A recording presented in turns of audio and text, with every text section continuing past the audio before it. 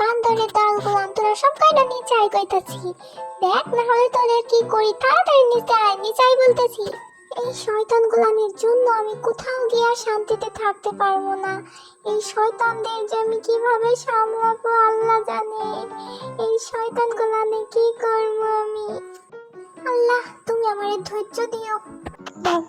ভাইয়া, তুমি এখানে? তুমি তো বাইরে ছিলে, কখন আসলে?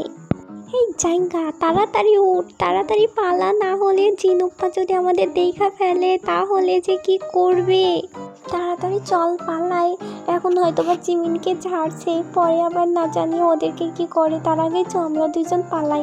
আর সোগাবিলায় তো সবসময় ঘুমাতেই থাকে, ও যে কোথায় পড়ে পড়ে ঘুমাচ্ছে, ওকে খুঁজতে খুঁজতে কেউ পাবে না। আর আমাদের যদি পায়ে আজ ছাড়বে না, তাড়াতাড়ি চ পালাই। কি? জিন ভাইয়া কখন আসলো? ভাইয়া তো বাসায় ছিল না, 3 দিন পরে আসবে বলছিল। তাহলে এখন কিভাবে?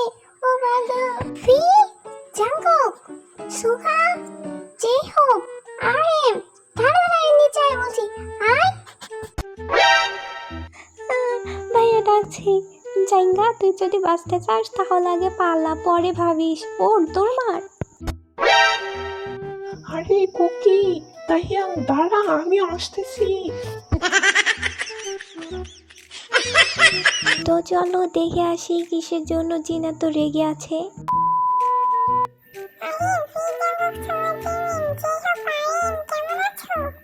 আরে ইয়ঞ্জন, কেমন আছো? এসো আমাদের সাথে খাবার খাও, বসো।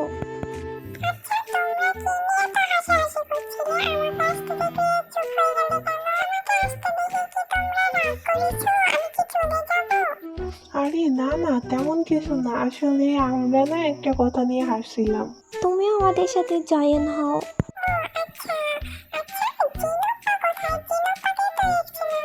আসলে জিনপ্পার শ্বশুরের বাড়ি গিয়েছে।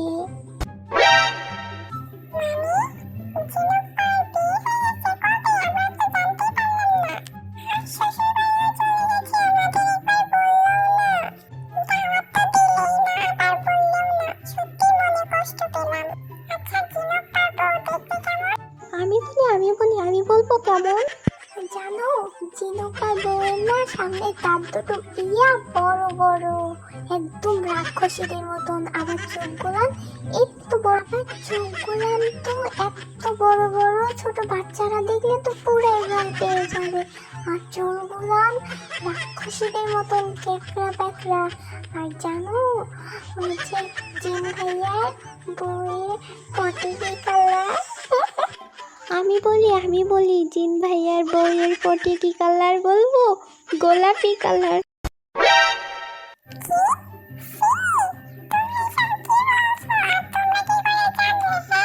আরে প্রথমে তো আমরা ভয় পেয়ে গেছিলাম, কিন্তু তারপরে জিন ভাইয়া বলল আমার একে অনেক বেশি পছন্দ হয়েছে, তার জন্যই আরও ওর সাথে বিয়েটা দিয়ে দিয়েছে। তার জন্য আর কাউকে জানাতে পারেনি, কারণ কেউ যদি দেখে সে তো ভয় পেয়ে যাবে, তাই না? তার জন্য আমরাই তো প্রথমে ভয় পেয়ে গেছিলাম, তার জন্য তো আরও কাউকে নিয়ে যাইনি। হ্যাঁ হ্যাঁ, এই কারণেই তো আমরা কাউকে নিয়ে যাইনি, যে ভয় পেয়ে যাবে তার জন্য। আর জিনের ওই মেয়েটাকে অনেক বেশি পছন্দ হয়েছিল, তার জন্য ও বলছিল আমি এক্ষুনি বিয়ে করব।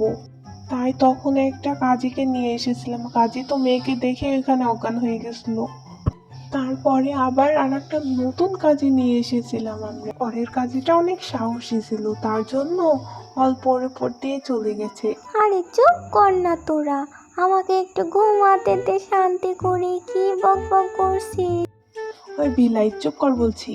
আর যদি ঘুমাতে হয় রুমে গিয়ে ঘুমাগা যা, আর আমাদেরকে কথা বলতে দে। নিরঞ্জন, তুমি কিভাবে ছবি দেখবে, মানে জিন ভাইয়ার বউয়ের?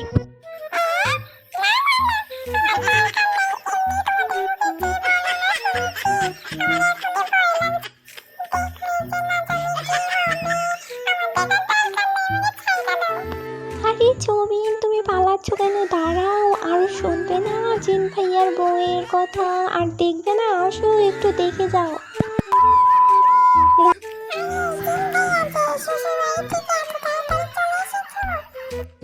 শ্বশুর বাড়ি মানে কার শ্বশুর বাড়ি? তোমার শ্বশুর বাড়ি? ও বুঝছি, তোমার বউকে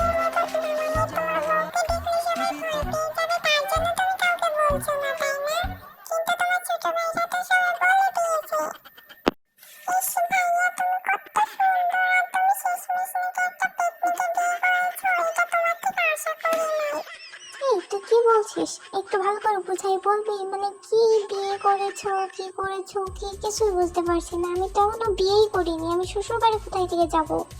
আর আমার বই কোথায় থেকে আসলো, আমার বউ পেতনি কোথায় থেকে হলো?